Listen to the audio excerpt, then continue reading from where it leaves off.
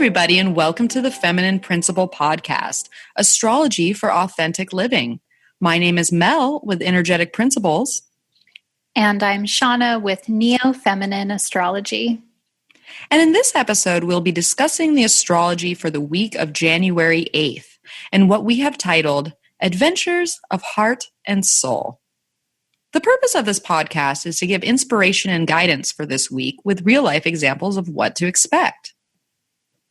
The three major aspects that we'll talk about today are the Sun, Venus, and Pluto all conjunct with the last quarter moon in Libra, which we've titled, I'll Have One with Everything, Please. We'll also talk about Mercury conjunct Saturn, which we're calling Just the Facts, Please.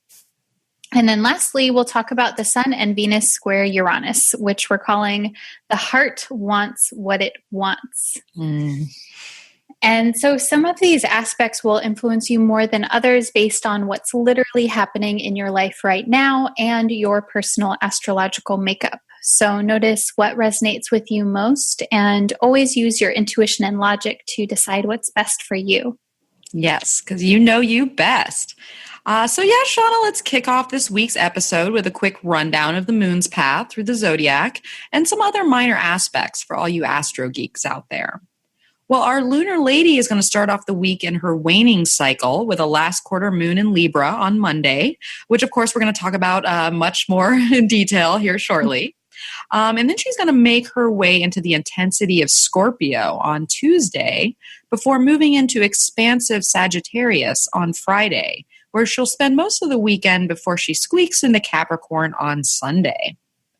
Also of note, we have Mercury, who's going to be moving into the get-to-business sign of Capricorn on Wednesday, January 10th at 9:10 p.m. Pacific Time, which is Thursday the 11th at 5:10 a.m. Universal Time, and then 3:10 p.m. Aussie Eastern Time.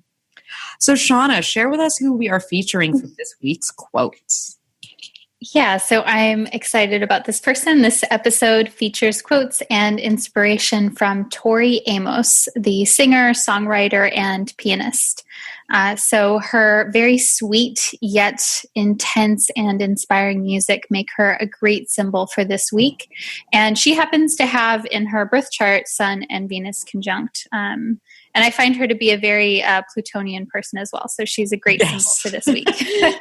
Absolutely. I'm so glad you picked her too. She was like one of my supreme music idols in my high school years. 90s Mel all over. Some Tori Amos. Maybe it was the redhead affinity. I don't know. But she she really got my blood pumping. I love her. Mm-hmm. Definitely. Yeah. So we're excited to jump into these transits. And one last note before we do, a shout out to our new patron, Elizabeth Prince. Thank you so much, Elizabeth, for joining us. Yes. Thank you, Elizabeth. We greatly, greatly appreciate it. Mm-hmm. And shout out to all of our patrons. We appreciate you. If you don't already know, you can become a patron of this podcast to show your appreciation and to get our super cool show notes every single week. Our show notes have all of the details of each episode, including the dates of the aspects that we talk about, the tarot cards that Mel pulls, the quotes that I select, reflection questions, and the weekly action item. As a gift, when you become a patron, you also get our Astro Basics cheat sheet with a little quick rundown of all of the planets and the signs and the aspects.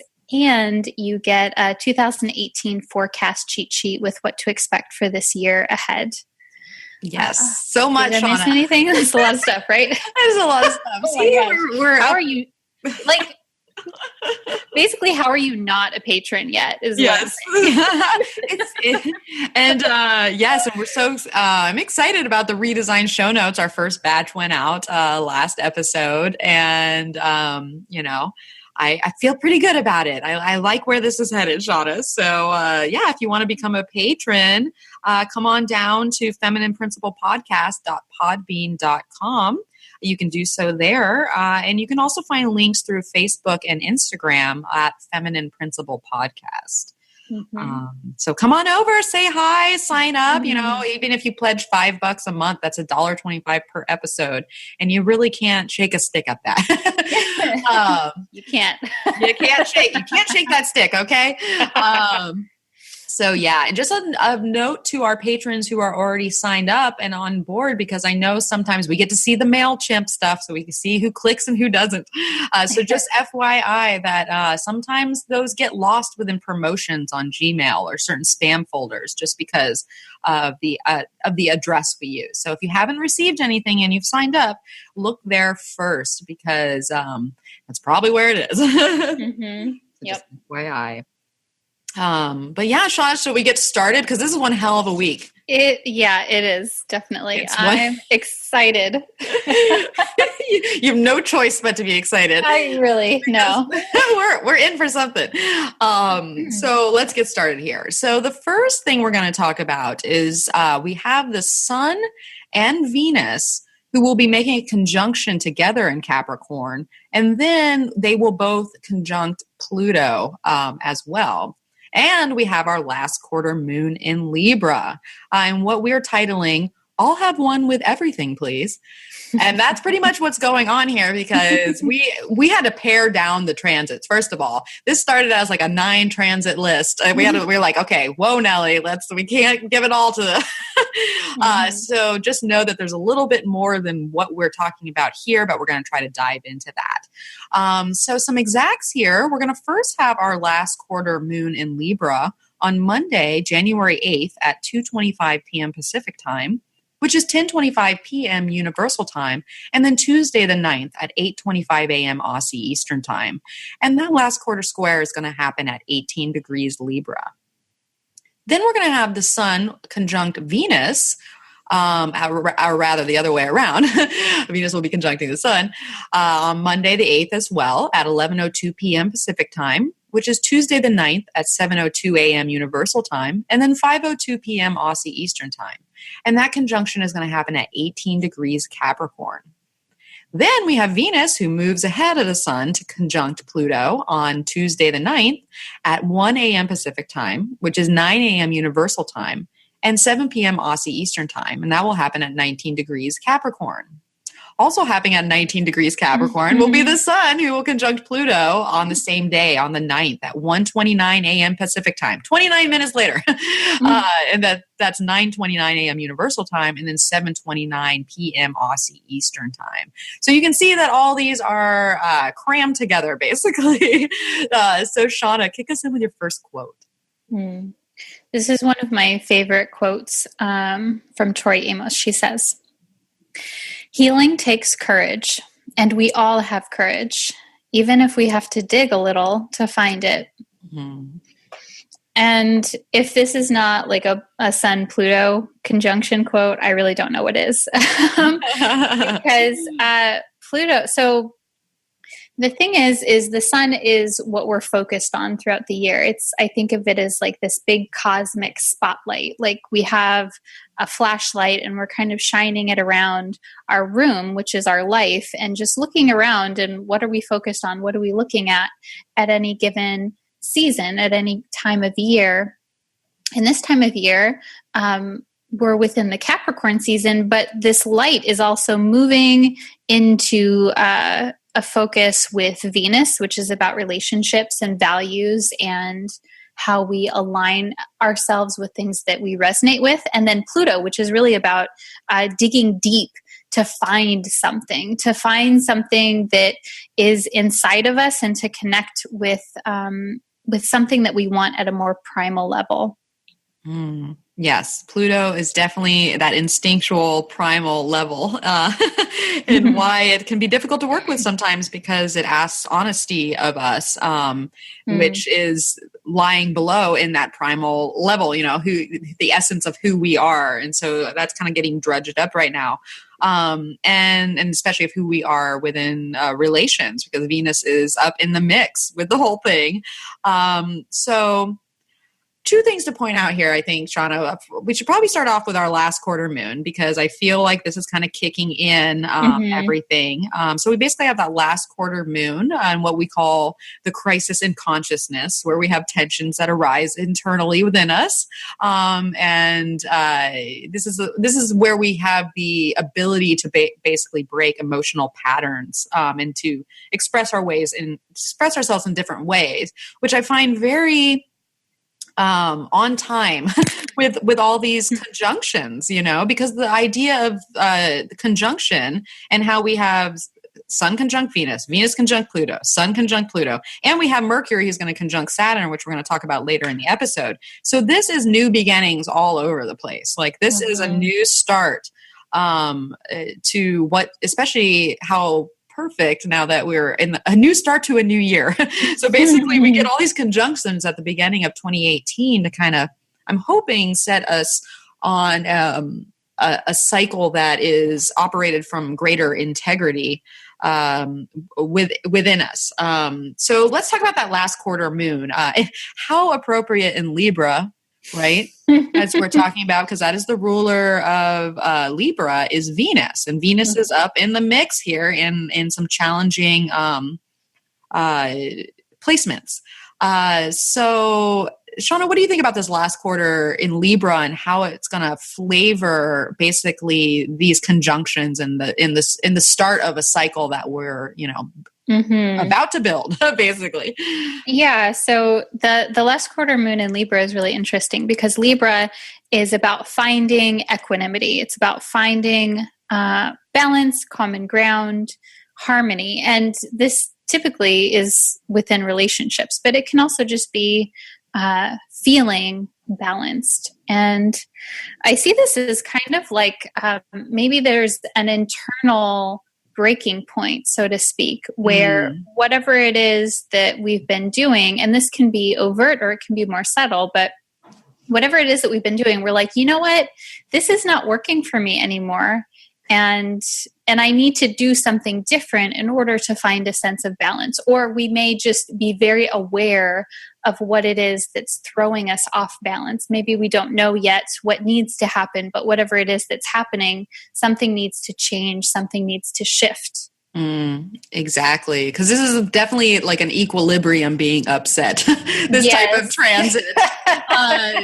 The equilibrium is upset in last quarter moons to begin with, but the fact that it's in Libra, which deals with balance and staying in harmony, and maybe staying in harmony to the detriment of trying to actually be in harmony, because that happens with Libra energy. And so I'm wondering if maybe, I think this is when we're going to maybe have like an inner struggle regarding our relations with others, or our relationships are changing and starting new cycles with all these Capricorn conjunctions, basically, and Venus being there. And so I'm wondering if we all of a sudden are faced with some sort of imbalance that kind of triggers us to make final choices for a new cycle. Like internally, the tension is too great to ignore. And so we have to, reformulate how we're going about things. And that's the perfect thing with a new cycle, is that we have the ability to let one chapter close and then allow a new chapter to open. And I think that's a lot of what this week kind of has in store, whether or not we're doing that on our own accord, or maybe that's coming from outside of us. But whatever's happening, there is definitely, we're closing something down and we're starting something new. And so I'm wondering, Shawna, okay, so two things, because like Libra likes to keep the peace, right? And so maybe we're keeping the peace when internally we have something to get off our chest, and that's kind of brewing in a sense. And so we're balancing our inner needs for greater harmony. So we have to work through things internally right now, but I think what we're working through internally is going to have an outward manifestation as we go to start about a new cycle. So what do you think about that, or or any added additions. Yeah, so I do think it's important to talk about the shadow side of Libra as we talk about the last quarter moon in Libra. And the shadow side of Libra is wanting to appease everyone and to make sure that there's no, what's the term, don't rock the boat. Like Libra's like, I don't want any waves. I want everyone to be happy. I don't want anyone to be mad at me. Most importantly, number one. So, so when there's Libra energy around, or a person who, especially a person that has a Libra moon in their birth chart, they sometimes will do things that go against their own values in order to keep the peace. And this, a lot of times it's so subtle. Like it's as subtle as like, if something were to, if something bothered me, someone says something and it makes me feel uncomfortable and I don't say anything about it. It can be as simple as that. And so I think that that's a possibility. Like those kinds of situations may come up this week where we have an opportunity to, like, do we say something and possibly upset the apple cart, or do we not say something to keep the smooth water? And, it depends. Like sometimes it makes more sense, especially if it's a professional environment. You can't always say exactly what you want to say. You have to keep those waves smooth. But I think that what's most important is that we know, like, that we're aware and we choose. We're like, okay, I'm intentionally doing this or not doing this. And how do we find a way to find balance that is not at the expense of our own internal sense of peace? Yes. And I like that. And it's so, those points are all true, Shawna, because that's the thing on the shadow side of Libra. Like we can be overly polite to where we don't share what it is that we need to share, because like you said, we might overturn the apple cart, or another shadow side of Libra is the exact opposite, where there's always opposing views and you're always debating and everything has another answer to it. And how about this? And how about that? And you're like, can you shut up already? And so part of that might come up as well here. So it is something we're working through, but I wanted to throw this in the mix since I really liked the Sabian symbol for our full moon that we did in the last episode. I thought I'd share some more of what Diana Roche has to say about the symbol for this last quarter moon. So because it's 18 degrees and I think like 35 minutes or something like that, we're going to round up to Libra 19 degrees. And so the Sabian symbol for that is a gang of robbers in hiding. I know. Oh my gosh. And so the key word here is divergence, and the theme is covertness. And I like, and the covertness got me because that's what, that was kind of what was tying into my idea of this last quarter in Libra. And just a little quip of what she says. She said, man's freedom to choose the manner in which he will satisfy his desires or obtain what he wants, even though that may violate the rights of others. And so, it kind of brings up the ideas of like maybe getting caught doing something, or planning a sneak attack, or being overly antisocial. Or what really caught me was like the idea of, hiding, your primitive instincts. We're just talking about Pluto. We're about to talk about Pluto too, but hiding those primitive instincts and certain destructive impulses from others. So once again, that like not rocking the boat, because Libra doesn't like to rock the boat. So maybe we kind of suppress and submerge those instincts that are coming up right now. And with that conjunction with Pluto that is on its way, I'm going to guess that that's nearly impossible because it's going to come up in some way. So the opportunity here is to be honest and stay in integrity, and to stay alert to any hidden dangers, see if anybody's has hidden agendas against you or manipulating behind the scenes. Because that's another thing too, is Pluto can do with manipulation of something. And then the risk there is to guard against suspecting the worst of people to support your suspicions. And that really got me too. Like, just assuming the worst in someone. But I know that was a lot to take in, Shawna. So what do you think of the gang of robbers in hiding? Yeah, that image just makes me laugh. And it is appropriate because, I mean, we really can't get away from the fact that this involves Pluto heavily, the Sun and Venus conjunct Pluto. And then the last quarter moon, it's not just squaring that conjunction. It's not just squaring Pluto, the Sun, and Venus by sign. It's basically within 1 degree. Oh my gosh, holy cow. So yeah, it's in there. Yeah, it's up in there. And so when Pluto makes contact with any of the personal planets, but especially the Sun, Venus, and the Moon. Venus and the Moon are feminine energy. They're very related to how it is that we connect, how it is that we socialize and feel. And then the Sun is related to that soul energy.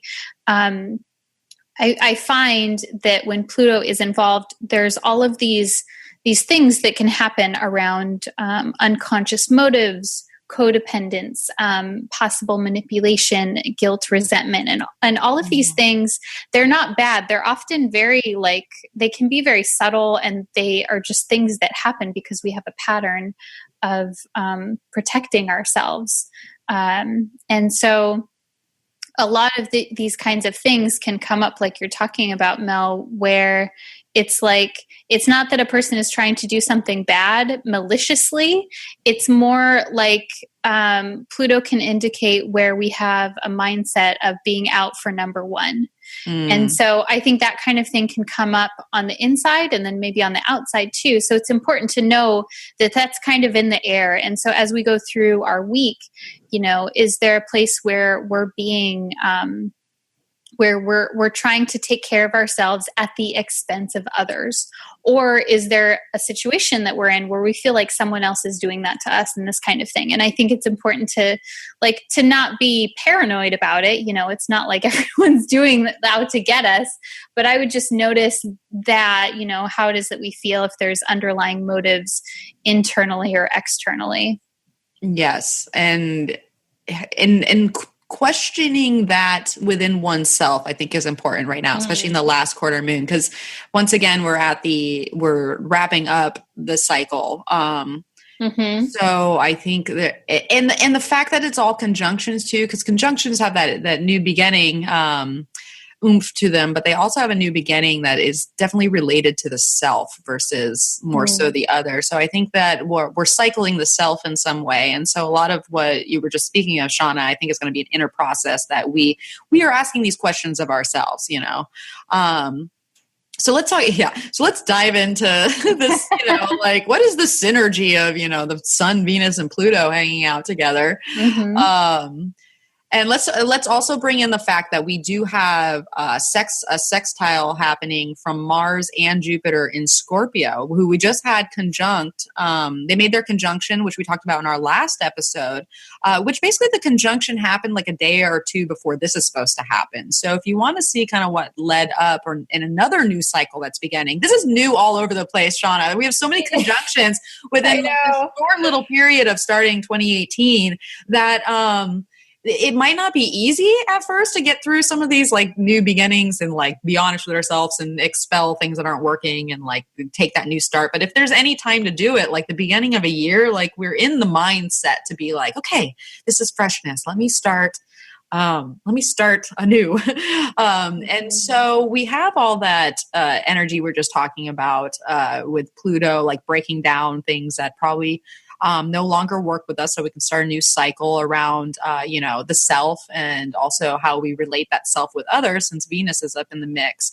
But we have that sextile with Mars and Jupiter, who's talking to the Sun, Venus, and Pluto.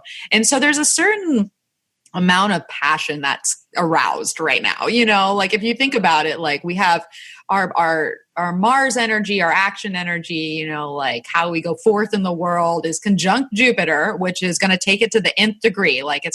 If you weren't already excited, you're excited times 10, and so I think that our drives are aroused right now. So whether or not that gives you the best sex of your life, or it causes you to have the argument that ends it all, it's a fine line right now, because I think those passions are really kicked up. And so we do have to watch for things, especially since it's got a sextile, which is an easy flow. It flows so easy that it's like we're not even aware of it, but it gives us an opportunity to act in some way. So that's nice there. But because it's in Scorpio, I'm wondering if once again, we should watch out for those things like manipulation or obsession over something, taking something too far where you're just like so obsessed and you're like, why do I care so much about this?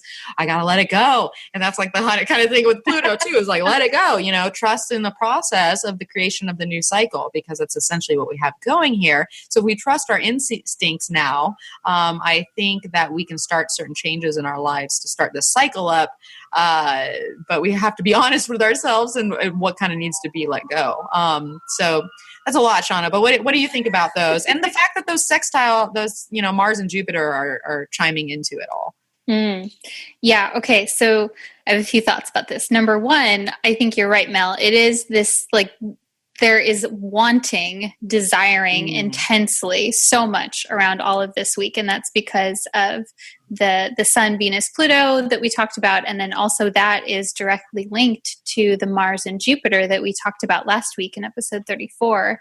And so whatever it is that we're focused on right now, I would imagine that we're really, really wanting it. We're really focused on it. And we have possibly some big visions around what it is that we want. It's not small potatoes time this week, nor should it be. This is great. And I think that it's a good point to because Scorpio, Pluto energy can tend to be obsessive. And the thing is sometimes that can lead to great success. That can really push us to the next level. It can push us outside of our comfort zone in a healthy way and make us take a leap. I know that I'm personally feeling that right now with some things that I'm interested in. I'm like, I really want this, and I'm letting myself get excited about it. And at the same time, if it's an obsessive thing that is maybe not helpful, if it doesn't add to your life, that's when it can start to become detrimental. And so I would just notice, what it is that we're focused on. And we talked a lot about that last week as well, of course. The other thing that I would say too is this is a great week to read a book that I know I've recommended before, but I think it would be helpful is Healing Pluto Problems by Donna Cunningham. Because she talks a lot about all of this stuff, like the unconscious motives and the desiring, that like intense, almost obsessive focus. And I think this week is really we're behooved in figuring out how it is that we can channel our energy, how it is that we can channel our passions towards something that is growing for us, that we're moving in the right direction with the flow of energy of what's to come. Yeah, I totally agree, and definitely second recommend that book. I might be pulling it out myself for another reread. I am. Yeah. Why not? Check it out. Because it's interesting. It's interesting how everything's conjuncting together, but each conjunction has its own flavor in a sense, the fact that the Sun and Venus are making its annual conjunction, and it's Capricorn flavored, so we have a new cycle of awareness around, our relationships and our creativity. And because it has that Capricorn flavor, there might be a new level of dedication that we put to these things. I've seen a lot of people get engaged recently. That seems to be coming up. Like the second that Saturn moved into Capricorn, all of a sudden, rings on every finger. So, that could come in. And just the power dynamics of our lives and our relationships might have a new cycle coming down, or just our own goals around, because we have goals in all areas of life. It's not just like how we're going to get to our career. We have relationship goals, we have health goals, we have so many goals. And so I think that all these conjunctions happening in Capricorn, and especially also we have Mercury conjunct Saturn, we're going to talk about here in a little bit. It's so much Capricorn flavor in this new cycle. Where's the dedication? where are these goals lying, and how can I express that, especially to the people that are around me, because it's, we're talking about Venus and our relational selves. If we have our own wantings and yearnings and desires, like we're talking about passion being arise with Mars and Jupiter sextiling in, we have to be able to communicate that to other people. Because if we're not on the board and we're starting a new cycle within different cycles of one another, at some point that's going to show itself. So I'm wondering if we're just going to have, with Pluto involved there, if we're just going to have maybe renegotiations in certain partnerships, or we're like, okay, this isn't working anymore, but I want to go forward with you, but we have to, rethink about how we're going to do this, or maybe, something about the old cycle where we have a change in our value, with Pluto and Venus together, that kind of puts us into the need to restructure our relationships, or restructure ourselves in some way, so we can move past certain things like old hurts, or just be honest about our true feelings, because that's basically what Pluto wants. And so we have to be honest there and start this new cycle off right. I think so. Yeah. Definitely. I agree. It's a lot. Okay. So let's talk about these tarot cards here, because I think that they're going to add another foundation, another little something to this whole big slew of planets. So I drew Strength as the focus and the 9 of Cups as the grounding. And that felt very appropriate, Shawna, in some way. Because first of all, let's talk about the Strength card, and the fact that the Strength card is really telling us, especially with the 9 of Cups, to not go overboard in some way. The Strength card might be prompting us to share what it is that our heart wishes for. And we might be ready to have the strength to set up a new cycle where we can have it all, which kind of ties in with our, I'll have one of everything, please. So I think we need, we're being tested with our strength to kind of start a new cycle that gets us closer to what it is we emotionally desire in life, and like where we can find true satisfaction. But the other side of that is that, with the Strength card, it's really about, taming the beast within, so that we don't take things too far, and we have compassion for other people. Because, we're talking about Venus, we're talking about a last quarter moon in Libra, ruled by Venus, all about partnerships. So we're really not alone in this matter. And so I'm wondering if we have to kind of tame ourselves a little bit, try to have compassion for other people, try to accept the faults of other people, and accept the faults of our own fault in the matter. Like, and that's kind of that Pluto honesty. That's like, it's not, you can't just blame it all on one person. It takes two to tango. So I'm wondering if, these two together are like, asking to, don't go overboard, forgive any imperfection that might be happening. And then just go from there. And that's kind of on the lower, not the lower side, but the more challenging side. But I'd like to hear what you think about these two cards together, Shawna. Mm-hmm.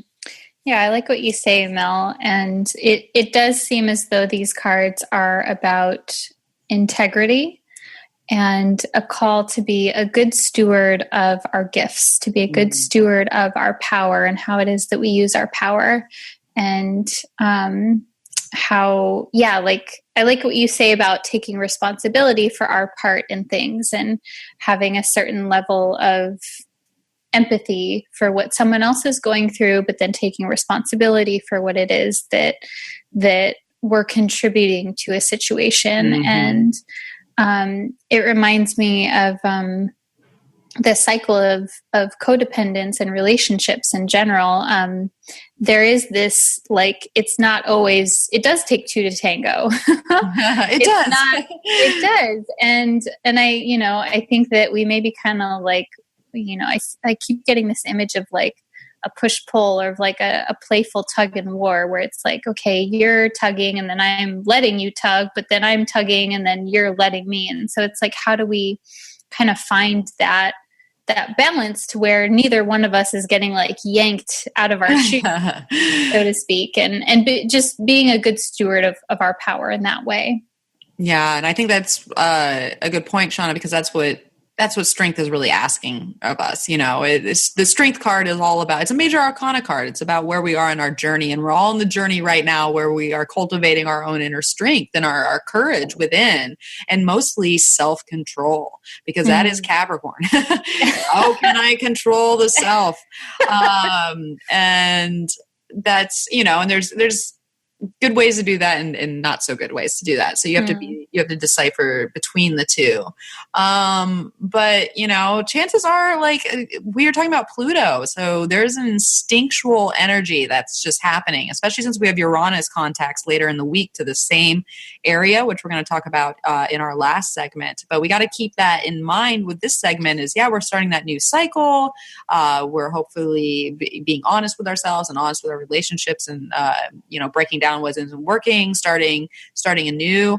But we're going to feel restless all week because of that Uranus energy. So we have to honor that as well. So that's why if our instincts are kicked up, you know, and we don't have the self-control that is necessary, we might overindulge in some way. Like it could be as simple as like with Mars conjunct Jupiter style, where we overeat and we're like, we've taken it too far.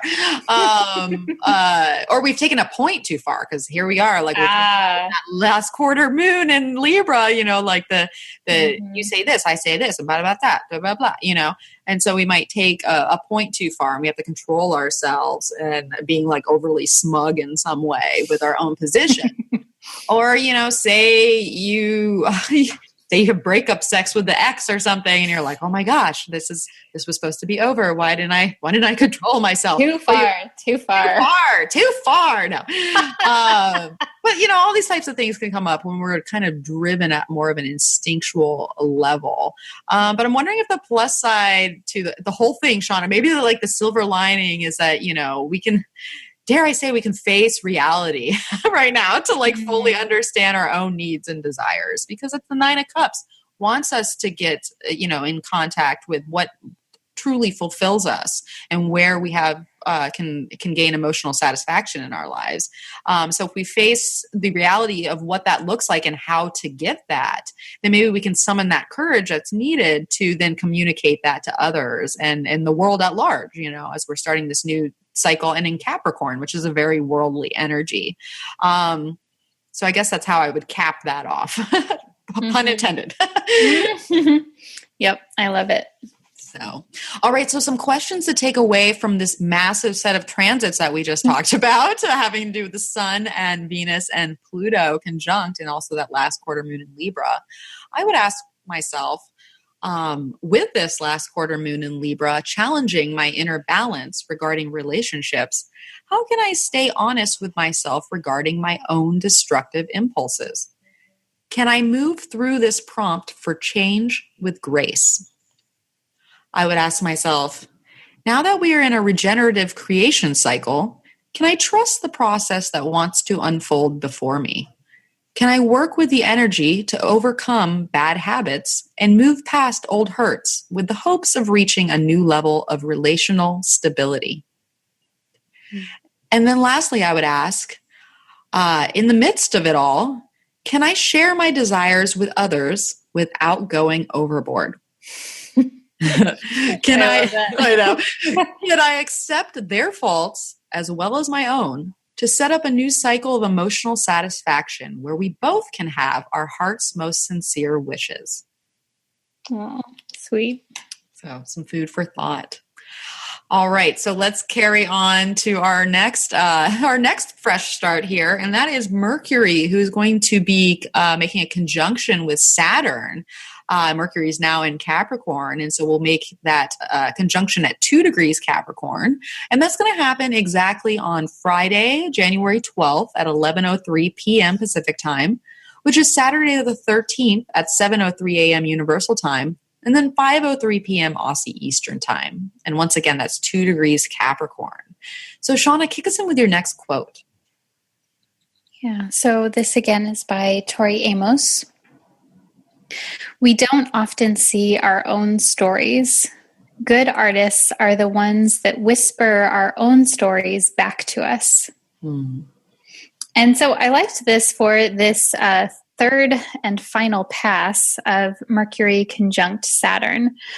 So if you've listened to our previous episodes, you know that this is kind of like the third time in a weird way that this is happening, because we had Mercury conjunct Saturn, and then there was the retrograde. It conjuncted while moving back or appearing to move back. And now that Saturn is in a new sign of Capricorn, we're having that last conjunction. And so I think this is kind of where we're like, oh, okay, now I get it. Mercury is our thinking function. It's our logic. And so this is the third time that there's some type of reality that we're thinking about. There's like things are becoming real in our minds, whatever information it is that maybe we've been tooling over.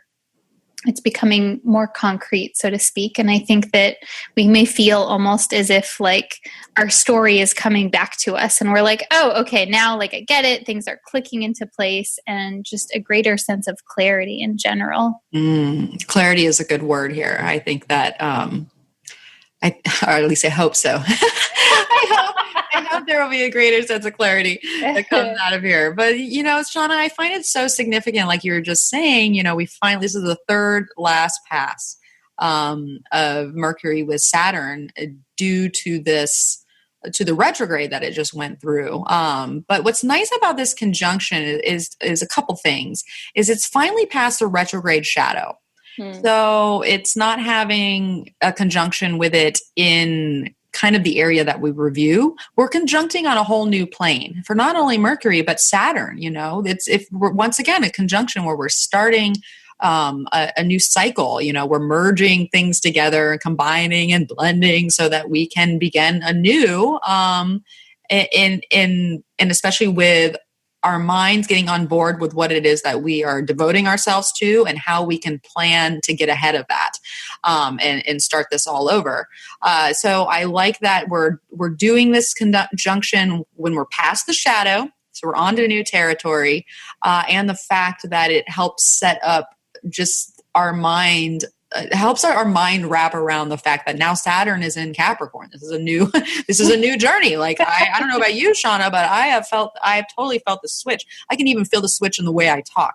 Like my talking has gone down from this extreme, Sagittarius boisterousness to like, I even feel like just a little bit calmed down now that Saturn is in Capricorn. Have you felt that at all, or what, how do you feel? Yeah. So, not the voice thing necessarily, but I think that I'm thinking about your chart too. So that's a curious thing, but it is. Yeah, but I've totally felt a change in focus. And for me, the transit Saturn is moving into, or it is in my fifth house of creativity. And I'm totally feeling that. Like that is where my focus is right now. Like what am I creating in the long haul and long-term creative projects? And I do feel like this sense of just like stability too, which is strange because I didn't have a whole lot of that over the past few years. And I feel as though the last few years, all of that tumultuousness is kind of like things have settled, and I feel a sense of whatever happened the last few years has kind of been wrapped up, so to speak. And I'm excited about whatever it is that's to come in the future, but it feels different and also stable at the same time. Which is very appropriate because we're talking about Saturn in Capricorn, which is all about stability. It's Earth sign. It's how do we get practical? How do we look at this in reality? How do we slow this down a little bit? So it's in a much stronger position, and not only is it a much stronger mundane position just for the whole world, but I mean for me and you, Shawna, it's a bit of a way better position than it was when it was in Sagittarius, according to our charts. So it makes sense that we would feel it in that certain way. And for me, I've entered my third house of, once again, that's why I'm talking about speaking and communication, because it had me slow down a little bit. Like, what am I trying to communicate? What am I trying to say? Let's not say 5 million things. Let's hone it in.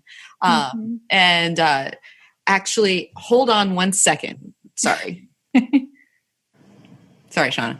You okay? Yeah, I am. I've been trying to catch the FedEx guy for I'm gonna leave this in the podcast just because it's hilarious, and I'm gonna tell the story real quick because I've been trying to catch this FedEx guy to get a phone for days now, and he mysteriously comes and goes, and then it's just so funny. I've been on the lookout. I haven't heard a peep, and then of course he bangs on my door during the podcast. So sorry, listeners. Well, no, and I think, Mel, that was so perfect because you were literally talking about like slowing down and like, you know, as far as talking, and then you're like, wait, hang on a second. And I thought that's like, you were actually saying that as a part of the bit, but yeah, no, you're like, no, literally, like, hang on. Hold on. I gotta get the door. Oh, so live podcasting, people, live podcasting. Oh my gosh. So where were we? That is funny. Yeah, I was talking about the third house and it moving there and how I have new considerations. And I've also been way more stern with my neighbors. I'm like paying attention to my neighbors. Like, what are you doing back there? Like they had a fire pit for New Year's, and it was like basically the fire pit was right under my bedroom window. And I was like, well, that's not very, I'm like, I don't want my whole bedroom smelling, fire. But that's a Saturn thing. So I let it go. I let go of control in that situation, went through the night, and it smelled a little smoky, but it wasn't a big deal. It's little things like that. Like you gotta let it go. But back to Mercury conjunct Saturn, and the whole idea of all these, these cycles starting over again. I love this cycle because it's the beginning of the year and it's a transit to where we can really like get the detailed planning down of it's almost, I feel like the detailed planning of our legacies is kind of happening right now. The fact that it's happening in Capricorn and all these conjunctions are coming together at the same time to really push us into this new territory.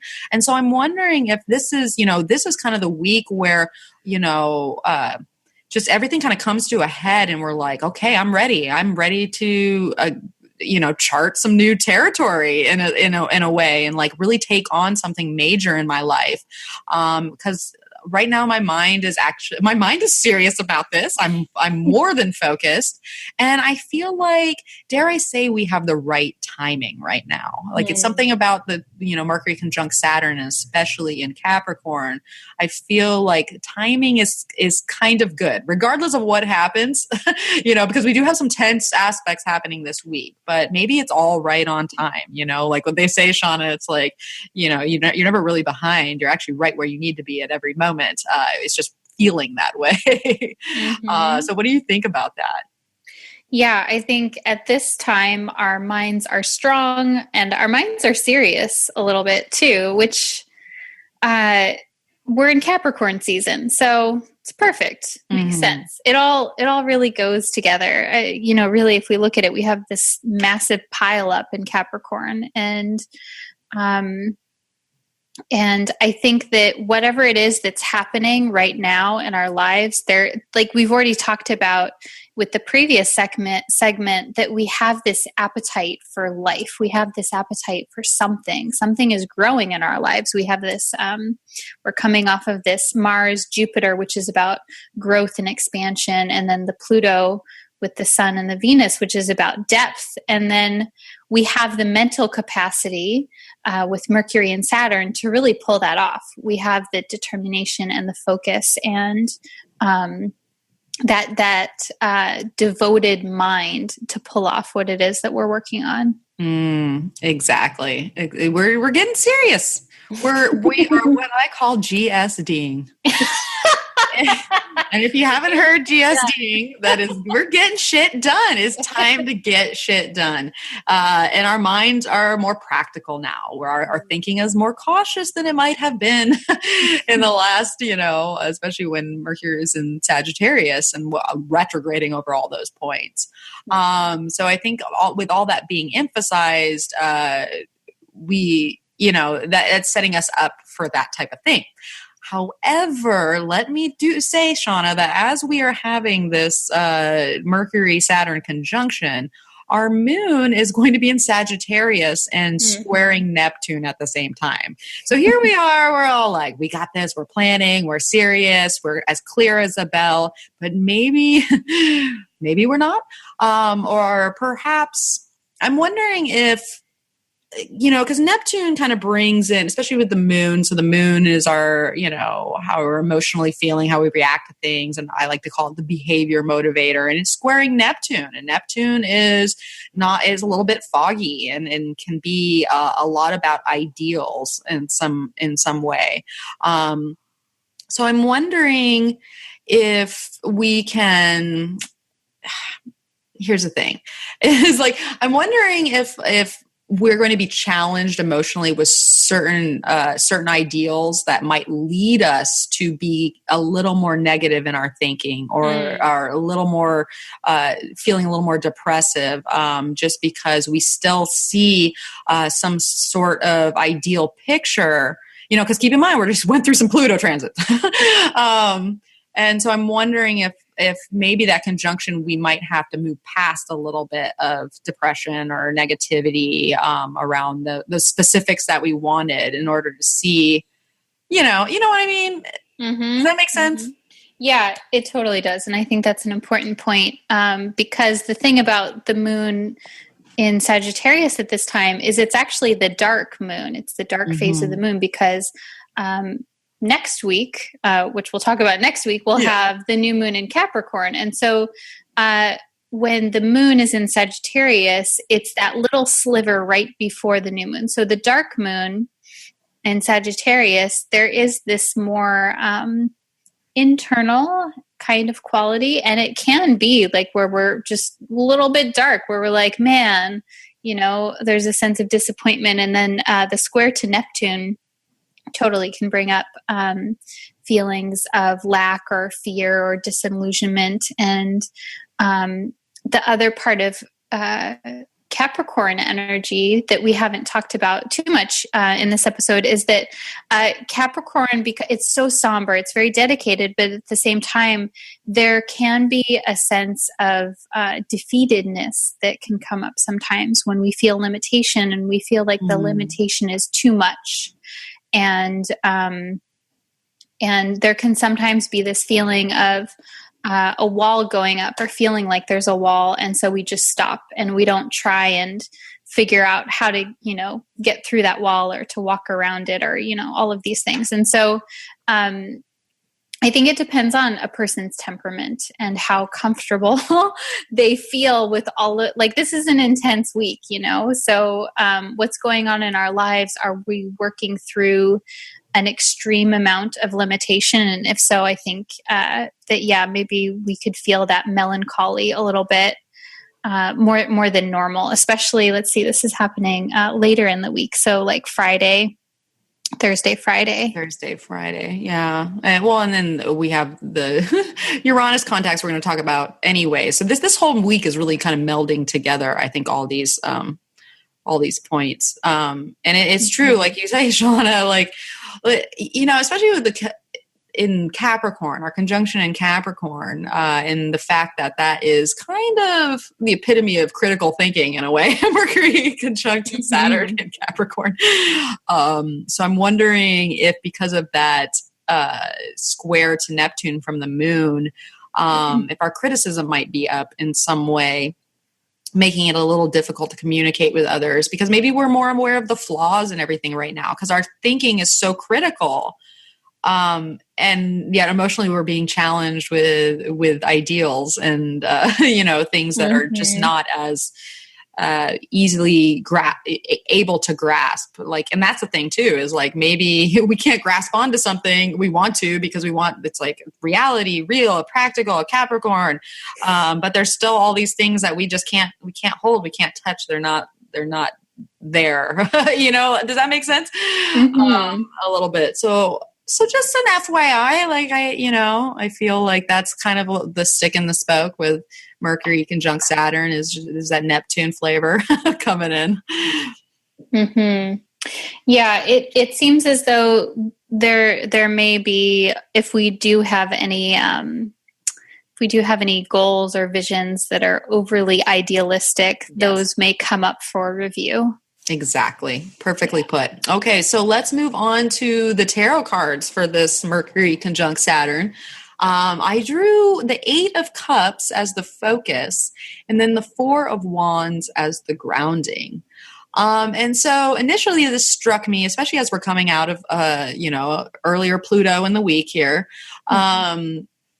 And all these conjunctions, so many conjunctions. Like, I really feel that, now is the time that we can move on in a lot of aspects in our life. So mostly we can move on from old emotional experiences that we have been replaying in our mind, to free ourselves from circumstances that really no longer suit us. That's the whole idea of this conjunction, is it's like freeing ourselves. And I think that's probably where Uranus might come in here in a little bit, which we'll talk about. But ultimately, we're trying to get ourselves positioned for the start of a new cycle. And in order to do so, we have to focus on, we have to focus on moving on to the next phase of our growth and development. Because if we stay in old patterns, or we stay in this old level of completion, because that's the whole idea of the 4 of Wands. It's like we've taken something this far and it's stable, but maybe it needs to go further at this point, So I'm thinking these cards paired together is really having us walk away from the past in some respect, so that we can move into a new journey of, self-discovery. Because once again, these are all these conjunctions. And so I think we're getting in touch with ourselves a little bit more, and the tides are really turning. And the thing with the 8 of Cups is that the tides are turning. And even though we have all this Pluto energy earlier in the week, and it might not feel that great, just know that whenever this card comes up, even though everything is changing, all the change is beneficial. It's carrying us to the 9 of Cups. It's the card after that. It's like you can't have that wishful fulfillment, that satisfaction that you're looking for, if you stay in an old situation that is no longer satisfactory. So, Shawna, what do you think about that and just these cards in general? Yeah, I think these cards definitely speak to the whole vibe of a conjunction in general. Conjunction is the ending of something and the beginning of something new. And that doesn't mean that it's one thing being replaced by another. It means a transition point. So an existing situation, something about it is changing. And there's something that, there's something that we have to walk away from in order to walk towards something else. Mm-hmm. Yes. And so I think the more that we can be open to that and know that, like you're saying, Mel, it's not bad. It's not the end. The end is the beginning. Exactly. And that's the conjunction, right? That's the whole idea. That's funny. Yeah. Mm-hmm. So So we're walking on, we're moving on, basically. And I love the 4 of Wands there, because the 4 of Wands can have us moving on from something that's been stable long enough that probably needs to go. Or if we're moving towards that 4 of Wands, it's a card of joy and, in our lives and gives us a reason to celebrate. So I think by making the necessary emotional changes in our lives, especially since we have the moon square Neptune for this particular transit, and then we have that last quarter moon in Libra, and like you pointed out earlier, Shawna, we're in the dark phase of the moon. We can make a lot of those internal emotional changes right now to get us to those happier times ahead. So we can plan and start this new cycle accordingly, I think. Mm-hmm. Yeah, definitely. Okay, so some questions to take away for Mercury conjuncting Saturn in Capricorn. I would not Sagittarius. I heard you almost say it. I was Capricorn. It's so fresh. Okay, I have to move on from Sagittarius. No, I'm just kidding. Oh my God. All right, so some questions to take away. I would ask myself, now that we are fully out of Mercury's retrograde shadow and have a better clue of what we want to build in 2018, where can we start to lay down a foundation? What major undertaking is waiting to be planned out? I would ask, with practicality and caution now being emphasized, can I do some serious thinking about my life without negative thoughts getting in the way? Rather than getting clouded by foggy ideals, Can we just stick to the facts, please? Mm-hmm. And then lastly, I would ask, looking at our lives through this reality lens, can we start this new cycle fresh by moving on from old emotional experiences or circumstances that no longer suit us? Is it time to grow up and move on from a past hurt and into the next phase of our development? Sweet. All right, so let's move into our final segment here, and one that is just as important as all the rest, I'm pretty sure, and that is the Sun and Venus in Capricorn, who will be squaring Uranus in Aries, and what we have titled, The Heart Wants What It Wants. Please. Just please. All right, so some exacts there. We're going to have Venus square Uranus first, and that's going to happen on Saturday, January 13th at 11:07 a.m. Pacific time, which is 7:07 p.m. Universal time, and then Sunday the 14th at 5:07 a.m. Aussie Eastern time. And that square will happen at 24 degrees Capricorn and Aries. We also have the Sun who will make the square to Uranus exactly on Sunday the 14th at 12:44 p.m. Pacific time, which is 8:44 p.m. Universal time, and then Monday the 15th at 6:44 a.m. Aussie Eastern time. And that square will also happen at 24 degrees Capricorn and Aries. So Shawna, kick us in with your last quote. So this is by Tori Amos. I don't see myself as weird. I just see myself as honest. And so I like this for this particular combination because, I mean, we're talking about Uranus. And so Uranus is an indication of where we can let ourselves just be honest, and that may come off as weird. Uranus asks us to embrace our individuality and what sets us apart from the crowd, and how we can be a part of something and still maintain our individuality. And the fact that we have the Sun, which is the soul, the spirit, that big cosmic spotlight, and Venus relationships, making a tense, challenging aspect to Uranus. We may be working with a lot of this, and like, how do we, do we feel like we can be ourselves in the social circles that we're in? I like that. That's a good way to start, because Capricorn, I'm like, am I speaking from experience?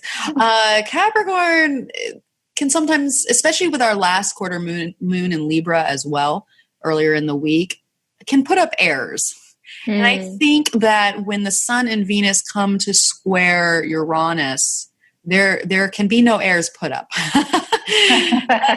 There's a level of honesty, especially when we're combining Uranus and Pluto in one action-packed week.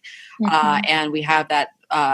We just talked about Mercury conjunct Saturn, which is, I want to say last time it came around, or no, we had our Mercury retrograde, we titled Real Talk, but Mercury conjunct Saturn is also Real Talk.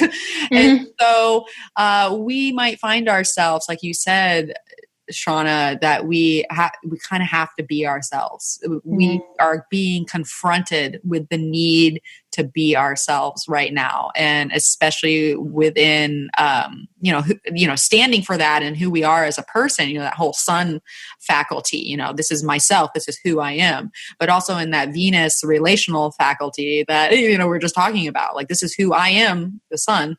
And I'm communicating this to you. You're acting as, my Venus in a sense. And so, yeah, we're going to have some friction there, I think. And I'm hoping that it can be somewhat fruitful friction.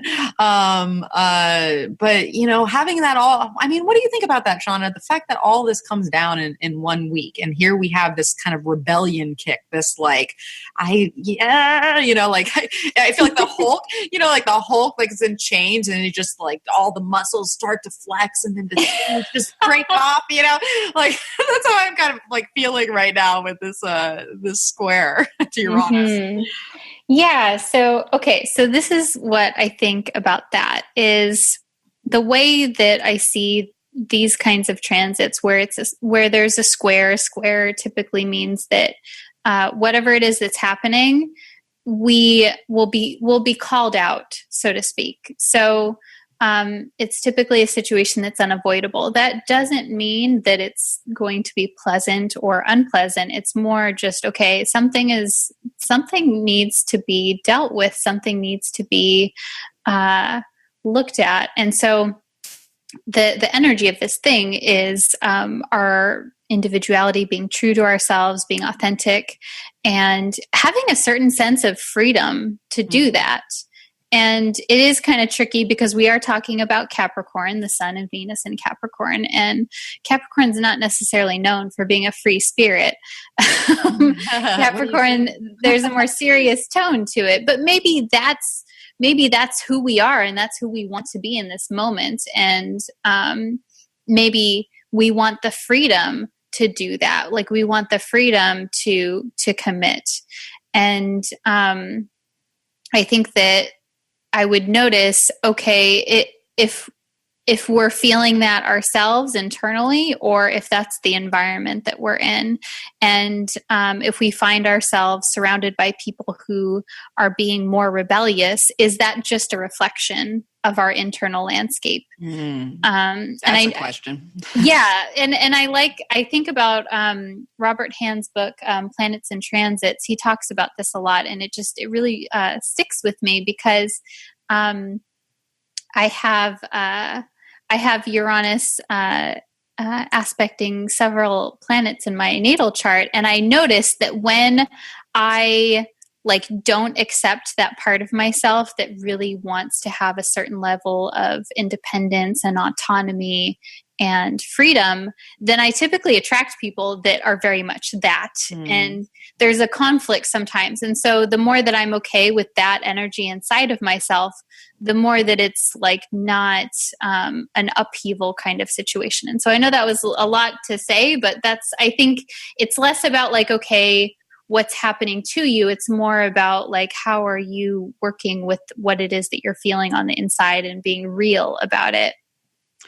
I like that you bring that up, Shawna, and it's so interesting because there could be a flip side to that too. Say you are feeling restless yourself and you're trying to kick things up within what is that stable, and then the person that you're dealing with is no, I'm feeling good about this. This is stable, and then this is maybe connecting with the opposite energy where maybe you need to not give up some freedom, but look at, a commitment and devotion in a different way, because that's essentially what's happening here. We have Capricorn and Aries squaring off, where and Uranus, Aries and Uranus, wants its way. It wants its own freedom. It's ready to break out of any perceived chains at any moment. And what the self wants is very important. In fact, it's the most important thing. And then Capricorn, has a level of control that it wants to operate from, and really likes stability and commitment, especially if we're talking about relationships, because we have, Venus coming in and squaring Uranus. Once again, it's the Sun, Venus. And we haven't really said it the whole time, Shawna, but, any planet that's conjunct the Sun is in what's known as combustion, which means it doesn't operate as well because it's being overrun by the light of the sun. So it misses things. So maybe that's where our Venus isn't operating as well as it normally would, because it is getting sidestepped by the sun in some way. And maybe that is a good thing. Maybe if we give too much of other people and we're not concerned with the self as much, maybe this is what comes up right now. But at the same time, maybe if we're always like that and we need to kind of embrace a little more, harmony with others and meeting in the middle, this can be a little bit challenging, I think. Yeah, I think that's a good point. It's never black and white, and it's definitely good to look at what a person's natural temperament is. What are your normal patterns, and how does this element of freedom, autonomy versus commitment, how do you fit into that spectrum? Yes, where do you fit in? Because ultimately, Shawna, this is a time, this whole week is a time to expect the unexpected. There is a level of, you might not know what's coming down. You might try to line it all up with all those Capricorn planets, but chances are by the end of the week, there might be something that leaks out in some way. But I know we've talked about this before in previous episodes where we've kind of had a Uranian focus, and that is the idea that maybe, since we have all these conjunctions, maybe this is the time to actually seek new experiences rather than having them come to you, in some way. So rather than waiting for the breakthrough, or trying to get through the restlessness or, waiting for the disruption or whatever, why don't you maybe, actively work on the tension, because that's the thing is tension is like you said earlier, Shawna, tension is up right now, and it's there because it has to be worked through. So how can we do that rather than having it happen to us? Can we be honor the fact that, you know what, I'm a little restless here. I have this thing that I have to get off my chest, or whatever, and then take control of the experience. Oh, I don't know. Saying those two things together, I'm like, maybe that'll work. Maybe it won't. Spoken like a true Capricorn. Spoken like a true Capricorn. But you have all these, but that really taps into, once again, the strength earlier in the week, the strength card and the idea of self-control. So it just depends on how you approach it, I think. What do you think about that? Yeah, I think that earlier in the week, we are very much acquainted with what it is that we want and what it is that's present, what it is that's real, what it is that we're desiring, and then what better way to, I think that, okay, yeah, this is what I think. Earlier in the week, we have the Pluto energy involved with the Mars and the Jupiter and all of that, and that's okay, what's important to you? What do you want? Where are you drawing the line? And then we get to experiment a little bit. We get to throw in something new later in the week when we have the Sun and Venus square Uranus. And I think that later in the week, there's a call to action. There's a call to step up to the plate. And if we don't want to step up to the plate, then maybe we get called out in a surprising way. Maybe something happens that requires us to do something different. And so I totally agree with what you say, Mel, as far as how can we be the one that decides what that new thing is versus just letting, nature take its course with us. Yeah. Well, and it makes sense too, Shawna, because the Sun and Venus are in its closing square with Uranus. So rather than this outside energy of taking action of something, it's more about taking action to close certain things down and kind of move the energy internally and within us in our own cycle. So there's a lot of potential for release there in some way, which chances are we're going to need the release because we're going to feel the tension. But I think it happens a lot within us, and yeah. So then it really comes down to how we approach it all, right? Mm-hmm. Because that's kind of what's happening. If relating is a bit unstable and erratic now. Let's be honest. And especially with Saturn and Mercury there in the conjunction, we may be a little more on the negative side right now, and we can have communications that can be a little drastic or a little, laying down the hammer in some way. And I find it interesting that we have the Sun square Uranus, the exact time that the moon enters Capricorn and conjuncts Mercury and Saturn. So there is a level of seriousness to this transit as well, where we have to kind of watch what we say. If like you said in previous episodes, we don't want to throw the baby out with the bathwater type of thing. Because yes, so. And we have Chiron in there too, like the Sun and Venus is still sextile to Mars. So Mars is talking here. Mars and Jupiter are still talking to this whole thing, which once again, passions are kicked up. We're laying down boundaries. It's Scorpio. We're laying down a new cycle of boundaries around ourself and our relationships. And here they might come out of the blue where we're trying to express these right away. We're feeling restless around where we want to kind of lay down this ground. But I think because we have that sextile to Mars, we have the opportunity to act, and we have a sextile to Chiron as well from this position, which gives us an opportunity to possibly move past old hurts and move past those old wounds, like we were talking about earlier with the Eight of Cups in Mercury conjunct Saturn segment. So I see this as even though it might be a little squirrely to work through, and if we have to be on the guard and with our self-control relating how we communicate to other people, I think at the end of it all, hopefully we'll have freed ourselves in some way to really start these cycles. Yeah, I agree. So, all right. So let's talk about these tarot cards, because I think they kind of tie into what I was just saying there. And that is, so for the Sun and Venus square Uranus, I drew the Five of Swords as the focus and the King of Pentacles as the grounding. Okay. And so anytime the Five of Swords shows up, conflict is in the air. It's there. And we need to remember to stay grounded and practical, because that's really what the King of Pentacles represents. It's someone who has matured enough to be a very reliable, responsible, practical, grounded, everything a good Capricorn should be. And so we're paired with this here.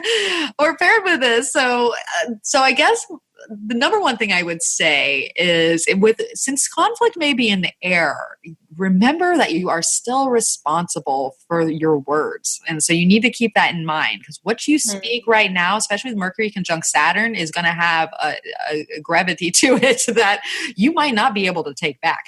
Five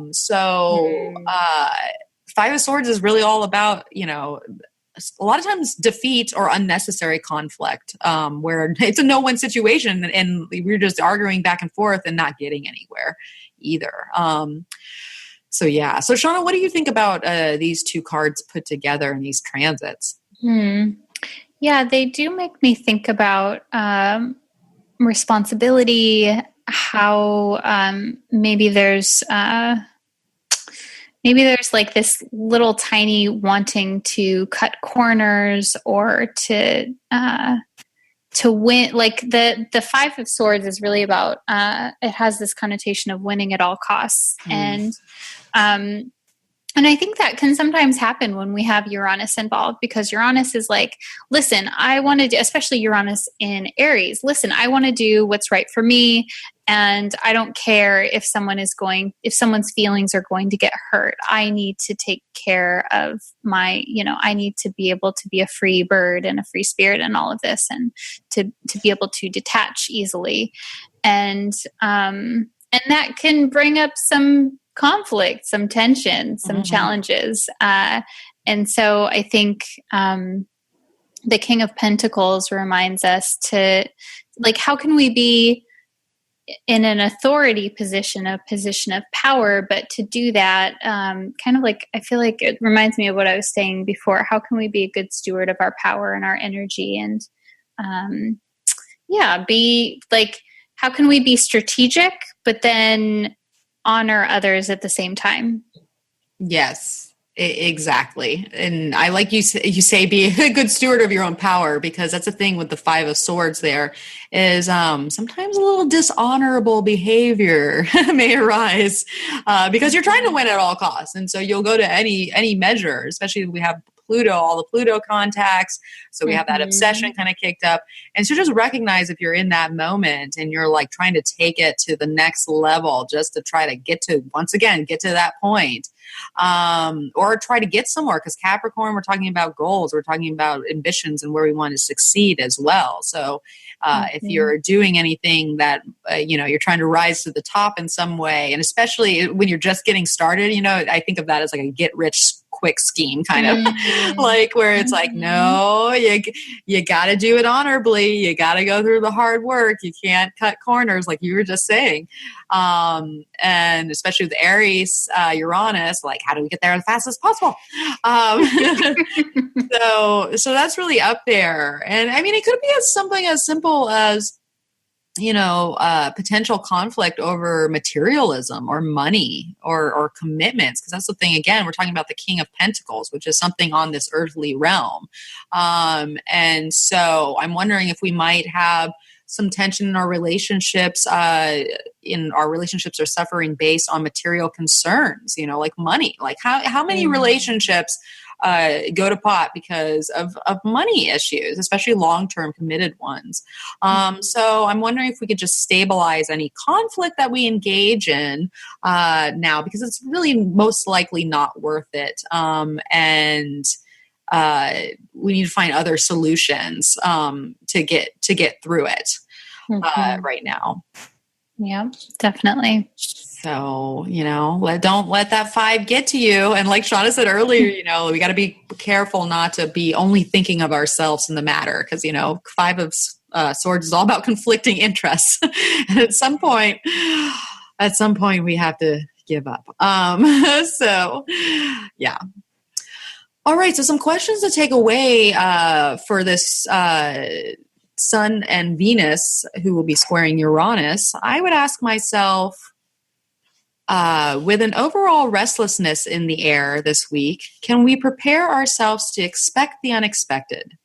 Can we keep our cool when disruptions come our way, knowing that there may be some tension that needs to be worked out before harmony can again reign supreme? I would ask myself, with relations being rather unstable, can I stay grounded and practical in the realm of conflict? Will I know when to walk away from a no-win situation? Can I keep my behavior honorable and above board with a little self-control? And then lastly, I would ask, now that the urge to break free is challenging our inner awareness and the outer status quo, how can I actively seek new experiences before they seek me? Can I successfully communicate to the world that the heart wants what it wants? All right, Shawna, what have we learned? Oh my God. Everything. One of everything. One of everything. I'll have one of every learning experience, please. All right. Well, we learned in this week of January 8th that adventures of heart and soul are really calling to us this week. We're going to have that Sun, Venus, Pluto conjunction in Capricorn and a last quarter moon in Libra. And we really do want to have one of everything in our lives, and we have to decipher what is going to stay left behind in this cycle and what we're going to start new with. We learned that Mercury is conjuncting Saturn, and it's just the facts, please. We need to stick to what is real, what is here, but not to embrace any depression or negativity, because this is really where some detailed planning of our legacies can begin. And then lastly, we have the Sun, who is conjunct Venus and then square Uranus later in the week, telling us that the heart wants what it wants and there's no way to get around that. And so we might feel those tensions arise. And so we're going to be working through learning how to communicate with other people when we feel restless within ourselves. So Shawna, I know you have an action item that is really going to help our folks this week. So please share. Mm-hmm. Yeah. So this week's action item, I want you to just ponder for a moment, and you can write it down if you want to, but reflect on what it is that you want to grow in your life at this time. We've talked a lot this week and then in the previous week about this is a time of growth. It's the new year, of course, but we've got a lot of support around expansion and growth and moving into new territory. And because we are in a particularly Capricornian kind of week, I want us to focus on, okay, what is it? What's the thing? What's the focus? And then what is the next step today towards growing that thing? What is and it probably, hopefully, is something mundane. And I want you to do that today, whatever that is. It could be sending an email. It could be asking someone a question. Mel and I were talking about this earlier. So I'm thinking stuff like that. And what I want for us is to break all of these things down into small steps, because that is where that's really empowering when we're in Capricorn season in general, but especially with this Capricorn pileup. I want you to be thinking, okay, what is the just one next step that you can take today, and then to actually do that today. I love that, Shawna. That's like, the greatest things that exist on this planet was built one step at a time. Mm-hmm. So Amen. let's get there. Let's take that first step, especially with all these conjunctions. It's time to start that new cycle. So if you're taking a first step or trying something new, we'd love for you to comment or tag us and let us know what you're doing as we, start these new cycles and partake in that action item. It'd be, we always love to know what you're thinking, what you're doing, and how you're interacting with all this material. So please share. Mm-hmm, definitely. And so, of course, another way to get involved is to become a patron of the podcast to show your appreciation and to get those really cool show notes. You can do that by going to feminineprinciplepodcast.podbean.com. Or you can, connect with us on Instagram or Facebook. I've been really enjoying just seeing how people listen, and whether that's like, the activity that you're doing. I know some people listen while they're driving to work or commuting, or just as like a nice Sunday evening relaxing time. It's always really cool to connect on social media on Instagram and Facebook. So don't be shy to find us there. Yes, we'd love to hear from you. Mm-hmm. So find us there, and you can also find us individually. You can find me over at energeticprinciples.com, and you can also find me on Facebook and Instagram at Energetic Principles. And I don't have anything actively going on. I had something last week that I forgot to share, but it's too late now. But such is life. Yeah. But you can find me there because I'll be there. So Shawna, where can they find you? Yeah. And so side note, it speaks to the importance of following each of us on social media, because sometimes, stuff comes up at the, last minute, and we don't always think or, to put it on here. So yeah. That's good. These are done in advance. Yeah, well in advance. Exactly. Yeah. And so that being said, you can find me on Instagram, YouTube, and Facebook under Neo Feminine Astrology. And update as far as things that I'm working on.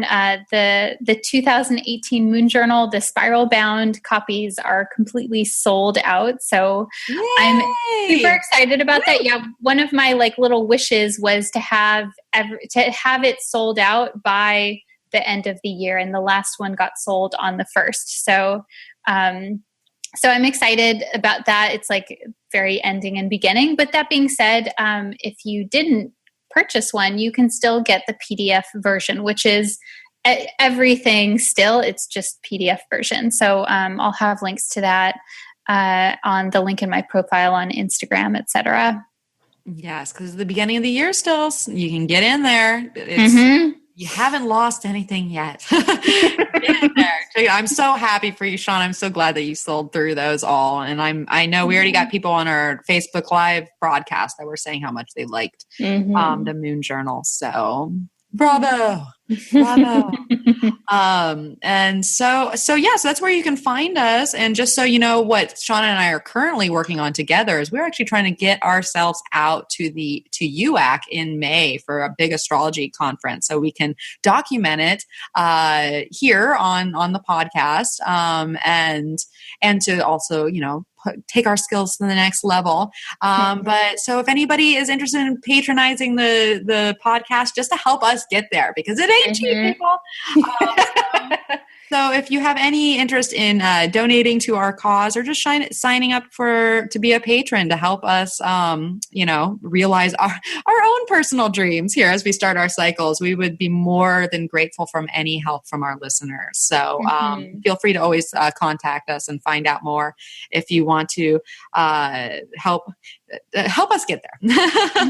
Yeah, definitely. And I think back of how we were talking about in one of the Facebook live things that we did, Mel, was, the podcast is really user driven, and we're so excited about bringing everyone new content, new material, new musings. And so the UAC, that it's called United Astrology Conference. It's a conference that only happens, I think, like every 6 years or so. So it's a rare event, and I'm excited to go personally, but I think it would be so much fun to be able to share a part of that experience with our listeners too. And we would, we would share more about how to do that as things come together. But if that's something that you want to see, think about, supporting us in some way, whether that is through becoming a patron or just telling a friend about the podcast and just spreading the word so that we can get the word out to more people.